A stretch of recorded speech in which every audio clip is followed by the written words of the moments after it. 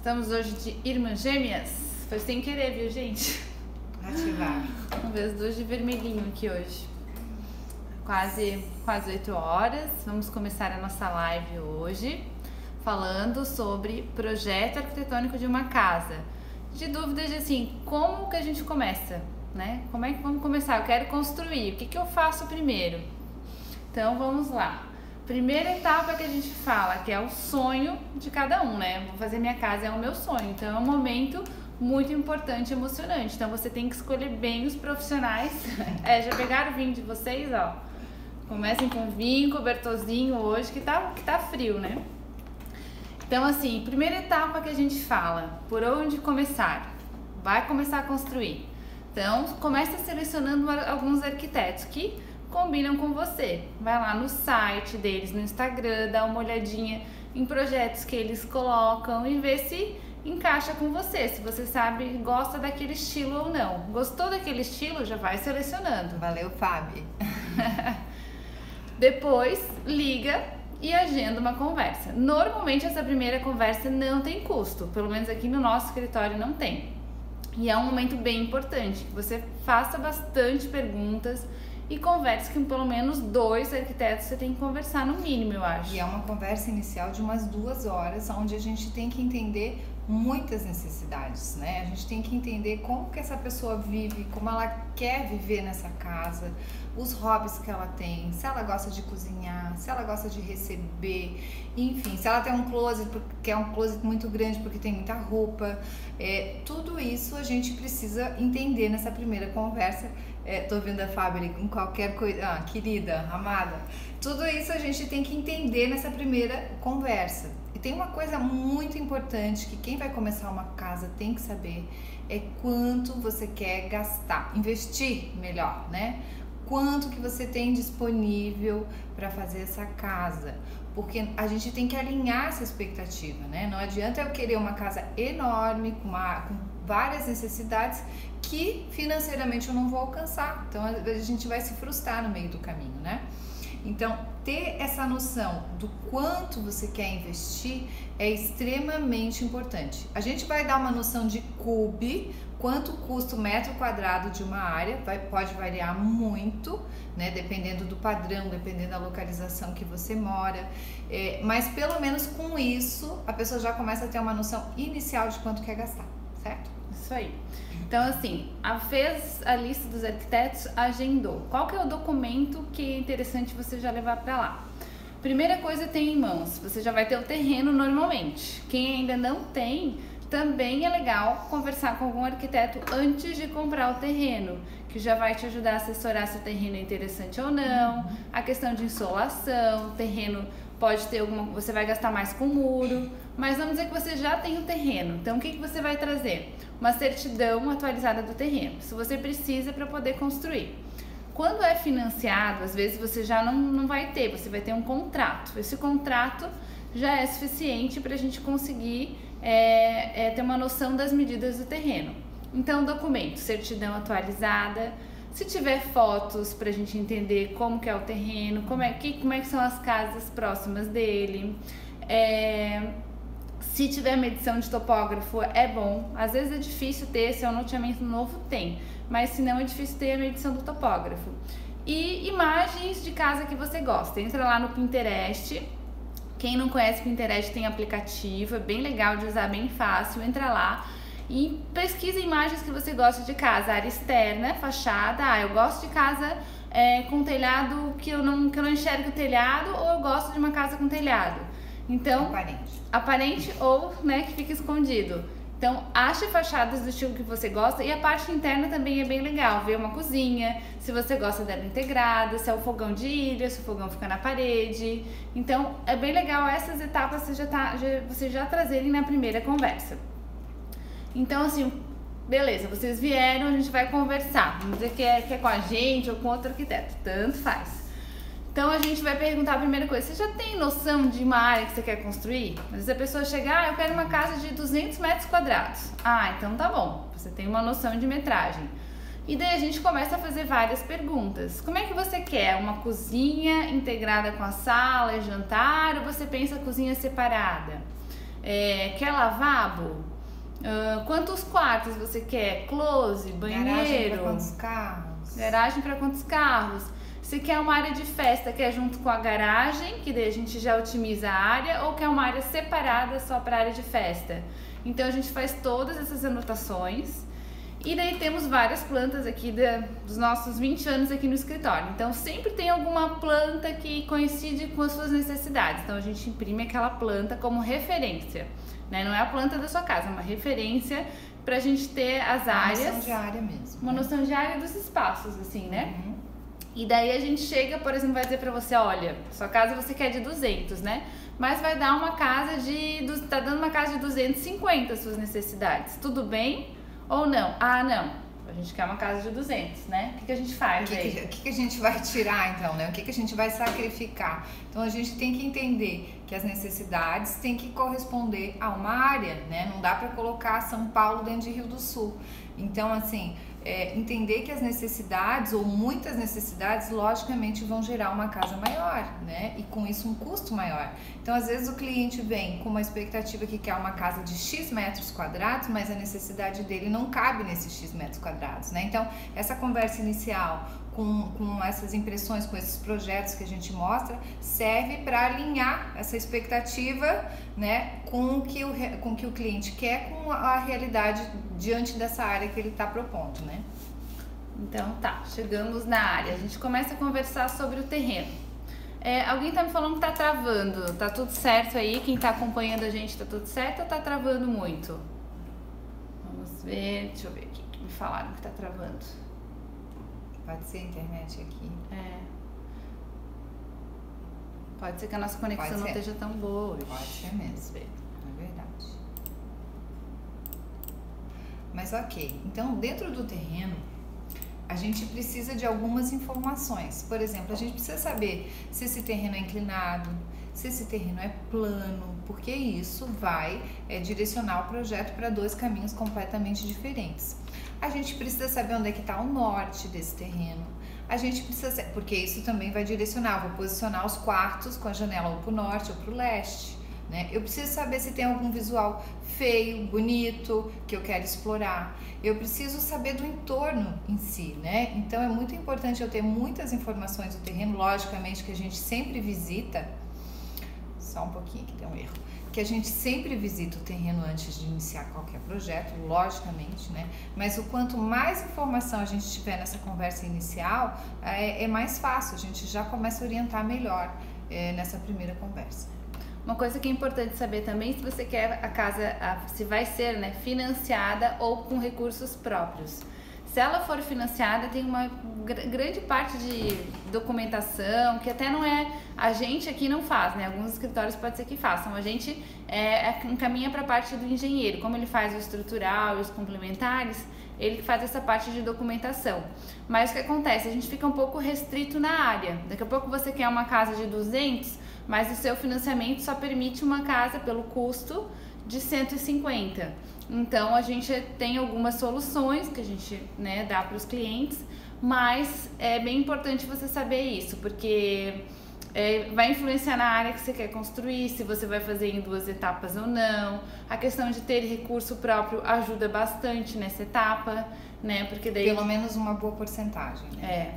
Então isso é bem importante. A gente não vai entrar muito dentro de financiamento hoje, a gente pode fazer depois umas histórias sobre isso, assim, mas é bem importante saber antes, tá? Financiar antes de começar a construir às vezes é melhor do que tu começar e financiar no final. Tem que se informar realmente, né? Normalmente o canal é a Caixa e nem sempre eles informam com muita propriedade, parece que, sei lá, que falta informação também lá, então nem a gente consegue informação, os clientes que precisam fazer financiamento passam muita dificuldade também.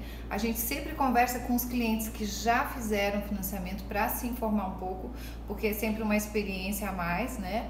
Mas nunca é uma informação muito fácil, ela nunca está muito disponível, assim, né? Mas precisa saber o quanto antes se for financiar. E daí o que a gente já vai conversando antes? Como a gente tem a questão de custos, né? A gente já começa a conversar, quanto o cliente quer investir, se é financiado ou não. A gente começa a falar de alguns acabamentos, por mais que ainda não seja etapa, mas é bom já o cliente ter conhecimento. Por exemplo, tipo de abertura. A gente tem o vidro temperado. Eu vou mostrar aqui, vou virar a câmera e vou mostrar pra vocês. Ó, essa opção aqui é um vidro temperado, quase não dá pra ver, tá? Mas assim, ó, é mais o vidro que a gente enxerga e um perfil de alumínio bem fininho. Tem na opção preta, tem na opção branca. É uma situação bem legal. Só que assim, pro nosso aqui que é muito frio a nossa região, acaba entrando um pouquinho de vento pelas frestinhas. Ele não é tão térmico assim, mas a questão do custo, não é acústico também, né? Mas a questão de custo é a melhor opção que a gente tem hoje. Se eu falar numa casa de 200 metros quadrados, vamos fazer uma noção mais ou menos. Um vidro temperado custaria 20 mil. Vamos dizer, esse aqui é o alumínio, ó, que daí o perfil do alumínio é um pouquinho mais grosso. Tem a opção de fazer ou vidro simples ou duplo, então melhora um pouquinho a questão térmica. Não é como um PVC, mas já melhora um pouco. E vamos dizer que um vidro temperado seria 20 mil, vamos pensar que o alumínio seria 60, então é um pouquinho mais. Um poucão mais, né? E o PVC, onde a gente já tem uma questão acústica muito melhor, uma questão térmica muito melhor, a gente tem um custo bem mais elevado. Então vai de 100 mil acima, né? A mais que isso. Então vai depender o tipo de abertura. Então não é dizer assim, é uma casa de 200 metros quadrados, vou fazer R$1.500 metro quadrado, esse é o custo. Varia, né? A sua escolha vai variar bastante. O tipo de piso que vai usar, tem de R$50 metro quadrado em porcelanato, ou tem de 150, 200, né? Depende do que você vai usar. Então a gente já tenta instruir algumas coisas no início para a pessoa já ir pensando e olhando por aí, vendo se gosta ou não daquele estilo. Quanto está o Cube hoje? 1.700 na região sul? Acho que é em torno disso. Acho que o Cube acho que está em torno de R$1.700 por metro quadrado. Isso, deixa eu ver. Uma casa de baixo padrão. Uma casa de baixo padrão, tá? Uma casa, um padrão normal, 2.000. E padrão alto, 2.500 para o céu é o limite, né? Então, saber que dentro do que você pode gastar ou não, vai estar as escolhas dos materiais. Não tem como querer botar PVC e querer gastar R$1.700 na obra, porque não vai dar, não vai rolar. Então, assim, vou ter que alinhar essas expectativas, esses meus desejos ao que eu tô podendo investir, né? Por exemplo, eu tenho filho, né? Então, assim, a minha preocupação é o frio. Botar ele no quarto, aquele vidro temperado, entra um ventinho e é frio. Então, assim, o que você pode optar? Eu vou fazer essa opção pra mim. Botar PVC no quarto ou, não posso botar PVC. Botar alumínio no quarto e, não posso gastar no resto. Coloca vidro temperado no resto. Agora, se você pode investir, a gente vai optar pelo alumínio ou PVC. Então, assim, daí é bom você conhecer os materiais para ver os benefícios de cada um e escolher a melhor opção, sabendo dos custos, né? Essa questão dos vidros, eu acho que é bem legal, só vou repetir isso, né, Marcos? Realmente tem como colocar, pensar só nos quartos, ter esse benefício nos quartos e o restante todo da casa trabalhar com vidro temperado. Isso é bem possível e ajuda a baratear muito. O tipo de piso a gente já falou na live do outro dia, então porcelanato, que tem a variação de preço, e pisos que imitam a madeira ou madeira também tem variação de preço, tá? Então, se eu quiser usar um piso de madeira, em torno de R$300 metro quadrado, não posso gastar, vou usar o vinílico que tem de 55 a R$100 no metro quadrado, mais, né? 55 é o mais barato que tem. Então, assim, tem como baratear e você fazer boas escolhas, mas isso vai influenciar no custo da sua casa. Os custos, então, que a Bianca falou pelo Cube, que é o que a gente leva em consideração, para quem quiser anotar. Vamos falar de um padrão normal, R$2.100, calcula, R$2.100 o metro quadrado. Dá para fazer por menos? Eu acho que se fizer bastante pesquisa, dá. Mas assim, melhor considerar esse valor, que é um valor, eles fazem todo um estudo em cima disso na nossa região de Santa Catarina para chegar nessas... Dá para baratear fazendo pesquisa e escolhas alternativas. Sim. Não tem como fazer milagre. Não. Milagre não tem. E a casa de alto padrão, então, de 2.500 metros quadrados para mais. Então, você calcula aí quanto que você quer construir, mais ou menos o que você acha, e daí faz, vezes, esse valor por metro quadrado, você vai ter uma noção mais ou menos dos custos, né? Então, assim, você tem um projeto arquitetônico, você contratou o profissional de arquitetura. Só um detalhe, o projeto arquitetônico é a primeira etapa de tudo, né? Então, assim, tem que ter o terreno. Tendo o terreno, é o projeto arquitetônico, que deve ser feito por um arquiteto, né? Tem muitos engenheiros que também trabalham com projeto arquitetônico, mas de verdade não são habilidades específicas de um engenheiro, né? O engenheiro, normalmente civil principalmente, vai trabalhar com os projetos complementares. Então, a gente precisa para uma casa arquitetônico e os complementares. E aí, fala quais são os complementares. É o estrutural, que a gente fala, vamos falar para todo mundo entender o que é o estrutural. É a parte que vai segurar a tua casa, mas é o pilar, que é concreto, ferro, e as estruturas de viga e laje. Isso é o estrutural. Depois a gente tem a parte toda de hidráulica, que é toda a parte de encanamento, descidas de água. Aí já entra que eu sempre digo, né? Como é que você quer o seu banho? Como você quer o banho? Como é que você quer seu banho? Você quer quentinho, mas pela elétrica, com pressão, com gás. Então você tem que saber como é que você quer o seu banho para quem for fazer a parte hidráulica poder já fazer todo o projeto certo. E depois tem a parte elétrica, que é toda a fiação, onde vai ter as tomadas, a entrada de energia, o projeto básico elétrico. Então, você tem o arquitetônico, que é a planta da sua casa, com todos os 3D, com corte, fachada, tudo. Em cima desse projeto, o engenheiro faz todos os outros complementares. Então, o arquiteto é essencial que você faça uma boa escolha nessa etapa. E também uma boa escolha na outra etapa, porque os dois projetos têm que se complementar. Não adianta você gastar com o arquiteto, fazer a casa do seu sonho, bem do jeitinho que você pensou, e o engenheiro, quando for fazer a parte estrutural, não pensar em toda aquela etapa que a gente fez, né? Então é bem importante os dois projetos estarem bem casados. E daí o que a gente fala também, compatibilização. Quem faz o seu projeto tem que perceber se o estrutural está compatibilizado. Então, fez o arquitetônico, quando o estrutural estiver pronto, pega as colunas, coloca no arquitetônico, tem que ver a altura de viga se está ok, tem que ter uma comunicação entre arquiteto e engenheiro, tem que ser uma coisa legal, tem que ser parceiro, porque senão não funciona. Então, compatibilizar. Quem faz o seu projeto, ideal é que ele já compatibilize com os outros projetos, principalmente com o estrutural. Tem pessoas aqui na região já hoje que fazem só isso, eles pegam todos os projetos, compatibilizam, juntam todos eles e vê se tem alguma alteração ou outra para diminuir custos, tal. Erros na obra. Né? Erros na obra, evita bastante coisa. Então, se de repente seu profissional não faz a compatibilização, a gente faz, pelo menos o do estrutural a gente faz. Se um profissional que você for contratar não faz, tem profissionais na região que já fazem isso.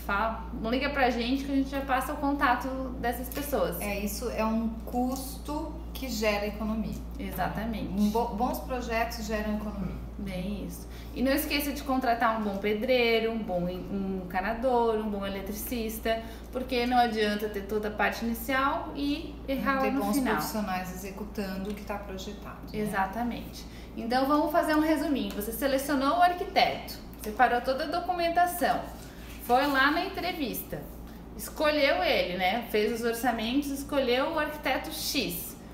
O que vem agora? A gente faz um pedido na prefeitura de viabilidade. Sem isso, não tem como começar o projeto. O que é esse documento? É bem simples. Você tem que ter a certidão atualizada do terreno e esse pedido de viabilidade a gente preenche ou a gente ajuda o cliente a preencher. Tanto faz, é bem simples. É só passar o que está na escritura, passa para essa documentação e daí a gente entrega na prefeitura. E a prefeitura vai dar uma resposta, normalmente demora uns 15 dias, depende da região, né? Aqui é mais ou menos isso, dizendo que você pode construir ou não, a área máxima que você pode construir. 18 já. 18 minutos, então a gente tem que agilizar agora. Dizendo a área máxima que você quer construir e se você pode, se tem alguma restrição lá. Daqui a pouco vai ter água, tem um rio lá perto ou perto de rodovia. Eles normalmente lembram, veja as restrições aí próxima de você. Se está próximo de rio, 50 metros do rio você não pode construir. Então a prefeitura já vai te dizer ali, você não pode, veja as restrições da lei. Então vem essa resposta.